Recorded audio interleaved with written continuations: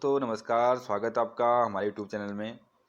आज के इस वीडियो लेक्चर में हम डिस्कस करने वाले हैं उत्तराखंड के 25 महत्वपूर्ण प्रश्नों के बारे में, जो कि पूर्व की भांति हम इस एमसीक्यू सीरीज में 25 प्रश्नों का जो उत्तराखंड के महत्वपूर्ण प्रश्न हैं उन प्रश्नों पर चर्चा करते हैं और उनसे बनने वाले अन्य प्रश्नों पर भी इस वीडियो में हम चर्चा करेंगे। तो दोस्तों बने रहिएगा वीडियो के अंत तक। चलिए शुरू करते हैं आज का प्रश्न संख्या फर्स्ट।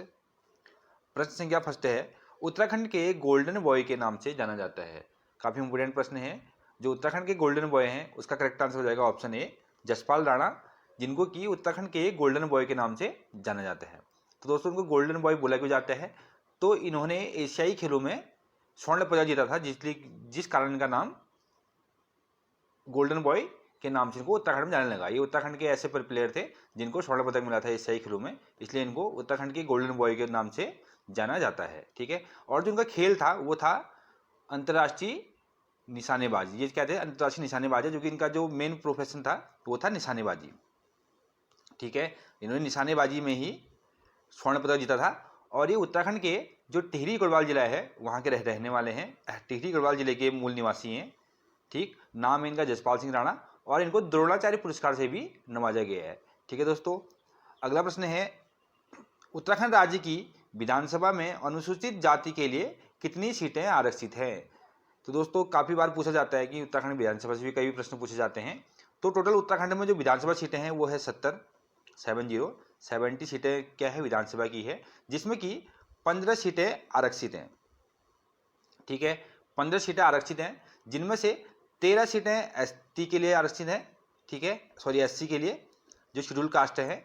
ठीक है, और 2 सीटें जो हैं वो एसटी वर्ग के लिए इसमें आरक्षित हैं। तो हमारा जो करेक्ट आंसर हो जाएगा वो जाएगा option D. Option D correct answer हो जाएगा 13। ठीक है, तो 13 सीटें जो है अनुसूचित जाति के लिए रिजर्व है। ठीक, और 2 सीटें एसटी वर्ग के लिए इसमें अनुसूचित जनजाति के लिए रिजर्व हैं। और टोटल जो सीटें हैं वो 70 है। 70 में से 15 सीटें आरक्षित हैं। ठीक है दोस्तों, बढ़ते हैं अगले प्रश्न की ओर।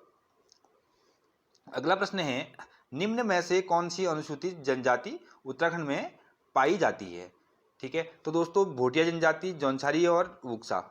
ठीक है, ये चारों जनजातियां जो हैं, तीनों जनजातियां ये उत्तराखंड में पाई जाती हैं। ठीक है, और इनमें से जनजाति और है थारू जनजाति। ठीक है, जो कि क्या है, क्षेत्र का सबसे बड़ा जनजाति समूह है। ठीक है, जो थारू जनजाति है, अगर कभी पूछता है कि उत्तराखंड में जो जनजातियाँ पाई जाती है या थारू जनजाति की, जो उत्तराखंड में अद्वितीय क्षेत्र में सबसे ज़्यादा जो जनजाति समूह कौन सा है, तो थारू जनजाति जो है वो सबसे ज़्यादा क्या है उत्तराखंड में जनजाति समूह उनका। ठीक है दोस्तों, तो क्वेश्चन नंबर 3 का आंसर था ऑप्शन डी, उपयुक्त सभी। ये जो तीनों जनजातियाँ हैं ये उत्तराखंड में पाई जाती है, मतलब उत्तराखंड में निवास करते हैं। ठीक है, अगला प्रश्न है, उत्तराखंड राज्य में निम्न जनपदों में से किस जनपद की जनसंख्या सबसे अधिक है? ठीक है दोस्तों, तो जनसंख्या की बात करें तो 2011 में जनसंख्या की गणना हुई थी उत्तराखंड में, जो जनगणना हुई थी। उसके बाद उससे पहले सन 2000 में जनगणना हुई थी। तो 2011 में जो जनगणना हुई थी उसके अनुसार जो हरिद्वार जिला है, ऑप्शन सी, हरिद्वार जिले की जनसंख्या जो थी सबसे अधिक थी। ठीक है, 2011 की जनगणना की बात कर रहे हैं हम। 2011 की जनगणना के अनुसार ही हरिद्वार जिले की जो जनसंख्या थी वो सबसे अधिक थी। ठीक है, और सबसे कम जो थी वो थी रुद्रप्रयाग जिले की। ठीक है, रुद्रप्रयाग जिले की सबसे कम और हरिद्वार की सबसे ज़्यादा थी। परीक्षा में जो भी पूछेगा अभी 2011 की जनगणना के अनुसार ही पूछेगा, क्योंकि उसके बाद अभी जनगणना हुई नहीं है। अगर जब तक जनगणना नहीं होगी तब तक के जो प्रश्न बनेंगे 2011 की जनगणना के अनुसार ही बनेंगे। ठीक है, अगला प्रश्न है, उत्तराखंड में राष्ट्रीय प्रौद्योगिकी संस्थान किस जनपद में स्थित है? ठीक है, जो NIT है, नेशनल इंस्टीट्यूट ऑफ टेक्नोलॉजी, तो दोस्तों ये है श्रीनगर में, जो कि पौड़ी गढ़वाल जिले में पड़ता है। ठीक है, पौड़ी गढ़वाल जिले में श्रीनगर नामक जगह है, वहाँ पे NIT का जो NIT है, जो राष्ट्रीय प्रौद्योगिकी संस्थान, जो अंग्रेजी में क्या बोलते हैं, नेशनल इंस्टीट्यूट ऑफ टेक्नोलॉजी, तो ये कहाँ पे स्थित है? श्रीनगर पौड़ी गढ़वाल में। ठीक है, और जो IIT है वो कहाँ है स्थित है? वो है रुड़की में। ठीक है, जो IIT रुड़की है, ये उत्तराखंड में जो IIT है वो रुड़की में है और NIT जो है वो पौड़ी गढ़वाल में है। ठीक है, अगला प्रश्न है, उत्तराखंड राज्य में भारतीय प्रबंधन संस्थान IIM, Indian institute of management कहाँ स्थित है? ठीक है, जो IIM है, इंडियन इंस्टीट्यूट ऑफ मैनेजमेंट, यानी कि भारतीय प्रबंधन संस्थान, वो कहाँ पर स्थित है? ठीक है, जो मैनेजमेंट से रिलेटेड जो इंस्टीट्यूट है। तो दोस्तों करेक्ट आंसर हो जाएगा ऑप्शन बी, काशीपुर। काशीपुर में IIM की स्थापना कब हुई थी? 2011 में, ठीक है। जो IIM है इसकी स्थापना कब हुई थी? 2011 ईस्वी में, जो कि काशीपुर उधमसिंह नगर जिले में स्थित है, ठीक है। US नगर। अगर पूछता परीक्षा में कि IIM कहाँ स्थित है, या IIM उत्तराखंड का पहला जो राज्य में भारतीय जो प्रबंधन संस्थान है उसकी स्थापना कब की गई थी और कहाँ की गई थी, तो इस टाइप का कोई प्रश्न पूछता है तो काशीपुर में इसकी स्थापना की गई थी 2011 में, जो कि उधमसिंह नगर नामक नागर जिले में स्थित है, ठीक है। US नगर जिले में ये स्थित है। अगला प्रश्न है, उत्तराखंड लोक सेवा आयोग के प्रथम अध्यक्ष थे, ठीक है। जो उत्तराखंड लोक सेवा आयोग है उसके प्रथम अध्यक्ष कौन थे? तो दोस्तों इसका करेक्ट आंसर हो जाएगा option A, Shri NP Nawani ji Uttarakhand लोक सेवा आयोग के प्रथम अध्यक्ष थे, ठीक है। जो उत्तराखंड लोक सेवा आयोग है उसके प्रथम अध्यक्ष कौन थे? श्री NP नवानी, ठीक है। 15/5/2011 से इन्होंने ज्वाइनिंग किया था, 15/5/2001 से उत्तराखंड में लोक सेवा आयोग के प्रथम अध्यक्ष के तौर पर इन्होंने इनकी नियुक्ति हुई थी, और 14/8/2001 तक ये सेवा काल में यहाँ उत्तराखंड में रहे थे, ठीक है। लोक सेवा अध्यक्ष के रूप में 14/8/2001 तक इन्होंने अपनी सेवा दी थी, ठीक है। तो करेक्ट आंसर क्या हो जाएगा? ऑप्शन ए, NP नवानी, जो कि उत्तराखंड लोक सेवा आयोग के प्रथम अध्यक्ष थे। अगला प्रश्न है, जिम कॉर्बेट नेशनल पार्क संग्रहालय स्थित है, ठीक है। दोस्तों एक है जिम कॉर्बेट नेशनल पार्क, जो कि रामनगर, पौड़ी और नैनीताल दोनों जिले में फैला हुआ है, लेकिन जो जिम कॉर्बेट नेशनल पार्क संग्रहालय है वो कहाँ स्थित है? ऑप्शन ए, कालाढूंगी में, ठीक है। काफ़ी जो पर्यटक स्थल है जिम कॉर्बेट नेशनल पार्क संग्रहालय, जहाँ पे क्या है, एक संग्रहालय है लेकिन म्यूजियम, लेकिन जो जिम कॉर्बेट नेशनल पार्क है वो कहाँ पर है? वो रामनगर क्षेत्र में है, जो कि पौड़ी गढ़वाल और नैनीताल दोनों जिलों के बीच में ये फैला हुआ है, ठीक है। अगला प्रश्न है, गलत युग्म का चयन कीजिए, ठीक है। मंदिर दिए गए और स्थान दिए गए, ठीक है। मंदिर दिए गए, मंदिर के नाम दिए गए और उनके जगह, कौन सी जगह में मंदिर स्थित है। पहला है भारत धाम मंदिर हरिद्वार स्थान का नाम दिया गया है, दूसरा है कैंची धाम अल्मोड़ा, तीसरा है काली मठ रुद्रप्रयाग, चौथा है कुंजापुरी मंदिर टिहरी, ठीक है। तो दोस्तों इसमें क्या करना है, हमें सही गलत युग्म का चयन करना है, जो गलत ऑप्शन है उसको हमने इसमें चुनना है, ठीक है। तो दोस्तों भारत माता मंदिर जो है वो हरिद्वार में से करेक्ट आंसर है, और कैंची धाम मंदिर अल्मोड़ा में गलत आंसर है, ठीक है। काली मठ जो कि रुद्रप्रयाग में, और कुंजापुरी मंदिर टिहरी में है, ठीक है। जो कैंची धाम मंदिर है ये पड़ता है किसमें? नैनीताल डिस्ट्रिक्ट में, ठीक है। नैनीताल डिस्ट्रिक्ट के जो कि कैंची धाम जो बाबा नीम करोली का धाम है, तो ये पड़ता है भवाली और खैरना के बीच में। जो भवाली है, भवाली और खैरना के बीच में एक जगह पड़ती है, वहाँ पे ये कैंची धाम मंदिर स्थित है, ठीक है। तो ये करेक्ट आंसर क्या हो जाएगा हमारा इसमें? ऑप्शन बी, जो कि नैनीताल जिले में ये स्थित है, ठीक है। अगला प्रश्न है, कौन सा युग्म सही है, ठीक है। इसमें भी हमें क्या करना है? सही युग्म को चुनना है, ठीक। पहला है टपकेश्वर मंदिर देहरादून, करेक्ट आंसर है, ठीक है। केदारनाथ मंदिर रुद्रप्रयाग, और जागेश्वर मंदिर अल्मोड़ा, ठीक है। तो दोस्तों जो टपकेश्वर मंदिर है, टपकेश्वर महादेव मंदिर, ये देहरादून में स्थित है, करेक्ट आंसर है, ठीक है। और केदारनाथ मंदिर जो है वो रुद्रप्रयाग जिले में, ये भी करेक्ट है। और जागेश्वर मंदिर धाम जो है वो कहाँ है? अल्मोड़ा जिले में स्थित है। तो दोस्तों इसका करेक्ट आंसर होगा ऑप्शन डी, उपरोक्त सभी सत्य है, ठीक है। तो 10वें का जो आंसर हो जाएगा वो हो जाएगा ऑप्शन डी, उपरोक्त सभी सत्य है। अगला प्रश्न है, गलत युग्म का चयन कीजिए, क्योंकि इस प्रकार के प्रश्न काफी पूछे जाते हैं परीक्षा में कि सही युग्म का चयन कीजिए, इनमें से कौन मिलान कीजिए, ठीक है। तो या इनमें से कौन सा ऑप्शन सही है, कौन सा ऑप्शन गलत है। तो ये इस टाइप के प्रश्न काफी पूछे जाते हैं, इसलिए हमने इस प्रकार के प्रश्न भी इसमें इंक्लूड किए हुए हैं, ठीक है। अगला है, गलत युग्म का चयन कीजिए। ऑप्शन ए है झंडा मेला देहरादून, करेक्ट आंसर है, ठीक है। सोना नदी पार्क जो कि कहाँ स्थित है, ये गलत ऑप्शन है, ठीक है। अगला है फूलों की घाटी चमोली को कहते हैं, करेक्ट आंसर है। और नानकमत्ता जो कि नानकमत्ता डैम भी वहाँ पे, और नानकमत्ता में क्या है, एक जो पर्यटक स्थल है, प्लस वहाँ पे एक गुरुद्वारा भी है, और वहाँ पे नानकमत्ता के पास में एक नानक सागर भी है, ठीक है। जो नानकमत्ता डैम बोलते हैं उसको, नानक सागर के नाम से भी प्रसिद्ध है। तो करेक्ट आंसर हो जाएगा हमारा ऑप्शन बी, सोना नदी पार्क जो है वो टिहरी गढ़वाल में ना होके कहाँ पर है? पौड़ी गढ़वाल में, ठीक है। सोना नदी पार्क या सोना नदी वर्ल्ड सेंचुरी भी इसको कहते हैं, जो कि पौड़ी गढ़वाल जिले में स्थित है। तो ये करेक्ट आंसर हमारा हो जाएगा यहाँ पे ऑप्शन बी, सोना नदी पार्क जो कि टिहरी गढ़वाल में ना होके कहाँ है? पौड़ी गढ़वाल में, ठीक है। अगला प्रश्न है, पिरुल किस पेड़ में पाया जाता है? दोस्तों आपको पता होगा पिरुल किस पेड़ में पाया जाता है, तो चीड़ के पेड़ में, जो हमारे पहाड़ी क्षेत्रों में ऊंचे ऊंचे जो पहाड़ियों में चीड़ के पेड़ होते हैं, उनमें से जो उसके पत्ते होते हैं उनको क्या बोलते हैं? पिरुल बोला जाता है, ठीक है। जिसका काफ़ी उपयोग किया जाता है, काफ़ी खाद बनाने में, प्लस काफ़ी नई इसमें क्या गया है, कुछ नए उद्यमी इसका उपयोग अन्य कई प्रकार के वस्तु बनाने में भी इसको उपयोग करते हैं। ठीक है, तो पिरूल किस पेड़ में पाया जाता है? चीड़ के पेड़ में पिरूल पाया जाता है। ठीक है, तो ऑप्शन ए हमारा करेक्ट आंसर हो जाएगा। 13वां प्रश्न है, निम्न नदियों में से कौन सी नदी गंगा की सहायक नदी नहीं है? ठीक है, जो गंगा नदी है उसकी सहायक नदी कौन सी नहीं है? तो उसका करेक्ट आंसर होगा ऑप्शन बी, इंद्रावती नदी जो है वो गंगा नदी की सहायक नदी नहीं है। जो किसकी सहायक नदी है? गोदावरी की। ठीक है, गोदावरी नदी की सहायक नदी कौन सी है? इंद्रावती। बाकी सोन नदी, गोमती नदी और यमुना नदी ये तीनों गंगा की सहायक नदियां हैं, इंद्रावती नदी को छोड़कर।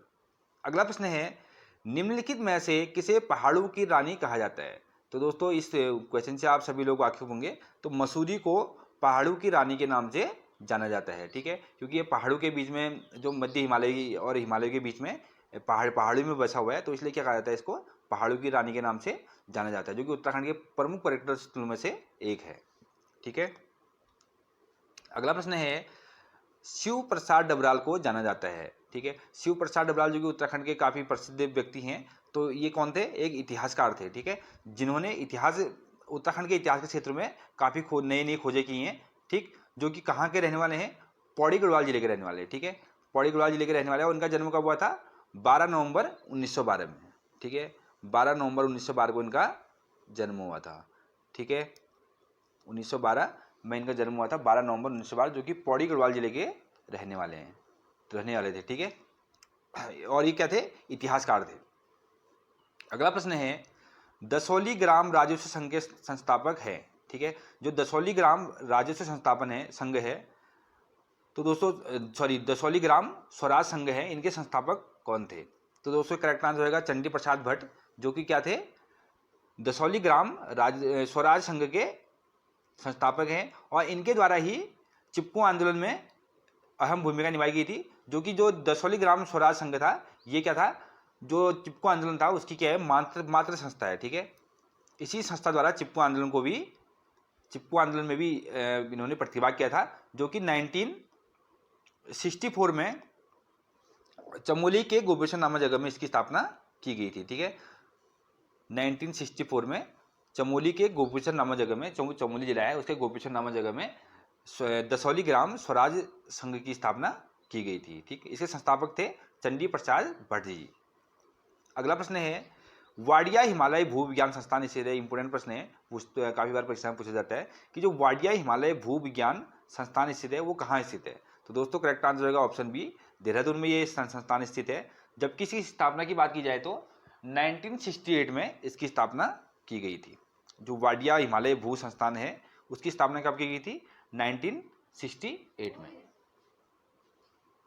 ठीक है, जो कि हिमालय भूविज्ञान के क्षेत्र में बुनियादी अनुसंधान है, जिसको पहले हिमालय भूविज्ञान के नाम से भी जाना जाता था।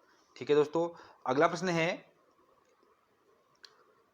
जागर का अर्थ है। इस प्रश्न से भी आप सभी लोग वाकिफ होंगे कि जागर का अर्थ क्या है। तो जागर का अर्थ होता है समाज को जगाने वाली कविता या गीत। ठीक है, समाज को जगाने वाली कविता या गीत को जागर कहते हैं। जो कि हमारे कुमाऊं गढ़वाली क्षेत्रों में क्या होता है कि देवी देवताओं की पूजा के लिए भी जागर नामक जो वर्ड होता है, जागर का आयोजन किया जाता है, जिसमें कि देवी देवताओं की पूजा करने के लिए जागर की जो परंपरा है वो उत्तराखंड में प्रसिद्ध है। ठीक है दोस्तों, अगला प्रश्न है, उत्तराखंड में कृषि योग्य भूमि का प्रतिशत कितना है? ठीक है, 19वां प्रश्न है कि उत्तराखंड में कितने प्रतिशत भाग पे कृषि की जाती है, मतलब कृषि योग्य जो भूमि है, कृषि करने लायक जो भूमि है वो कितने प्रतिशत है? तो लगभग 12 से 13%, जो 12.5 से 13% है, लगभग 13% क्या है उत्तराखंड में कृषि योग्य भूमि है। तो इसका करेक्ट आंसर हो जाएगा ऑप्शन सी, 13%। ठीक है, 13% इसका करेक्ट आंसर हो जाएगा।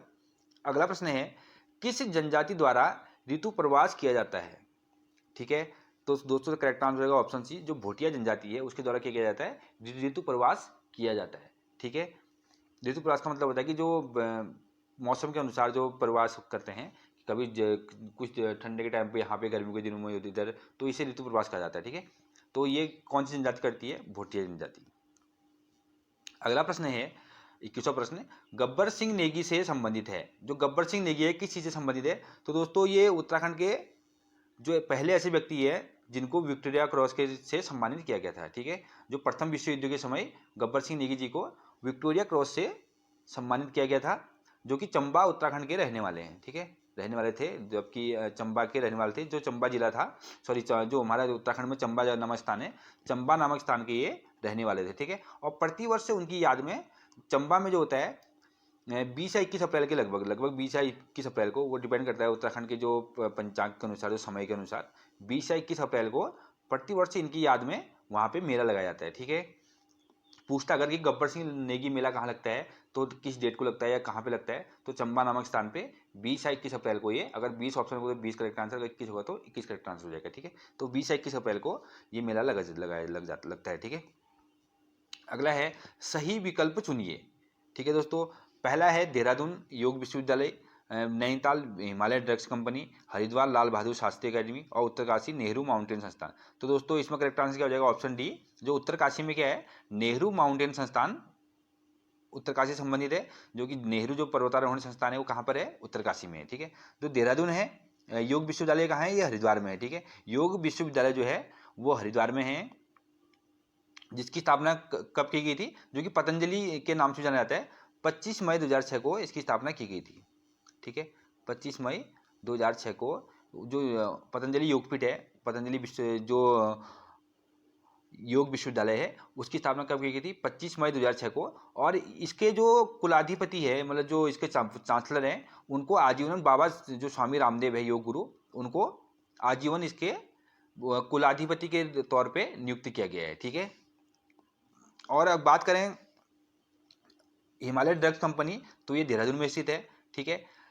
जबकि इसकी स्थापना कब की गई थी, 1930 में, 1930 में इसकी स्थापना की गई थी हिमालय ड्रग कंपनी की, जो कि देहरादून नाम में, जो हमारा उत्तराखंड का जिला है देहरादून जिला, उस जिले में ये स्थित है। अगला है लाल बहादुर शास्त्री अकेडमी, लाल बहादुर शास्त्री अकेडमी जो कि मसूरी में है, देहरादून जिले के मसूरी नामक जगह में है। इसकी स्थापना कब की गई थी, 1 सितंबर 1959 में, ठीक है। ये क्या है, जो लाल बहादुर शास्त्री अकेडमी है, यहाँ पे क्या किया जाता है, जो IAS इनकी ट्रेनिंग की जाती है, ठीक है। जो ट्रेनिंग संस्थान है वहाँ पे इनको ट्रेनिंग दी जाती है, ठीक। तो करेक्ट आंसर क्या हो जाएगा, ऑप्शन डी, उत्तरकाशी में नेहरू माउंटेन संस्थान स्थित है। अगला प्रश्न है उत्तराखंड राज्य का शैक्षणिक अनुसंधान एवं प्रशिक्षण परिषद मुख्यालय कहाँ स्थित है। तो दोस्तों इसका करेक्ट आंसर हो जाएगा ऑप्शन डी, देहरादून में, ठीक है। अगर इसकी स्थापना की बात करें तो 2002 में इसकी स्थापना की गई थी, ठीक है। पहले इसकी जो मुख्यालय था वो था नरेंद्र में, जो कि कहाँ पड़ता है, टिहरी गढ़वाल में, टिहरी गढ़वाल में इसका मुख्यालय था। लेकिन जून 2013 के बाद इसको कहाँ शिफ्ट कर दिया गया, देहरादून में, ठीक है। जून 2013 के बाद इसको देहरादून में शिफ्ट कर दिया गया। उससे पहले जो इसका मुख्यालय था वो था नरेंद्र में, ठीक है।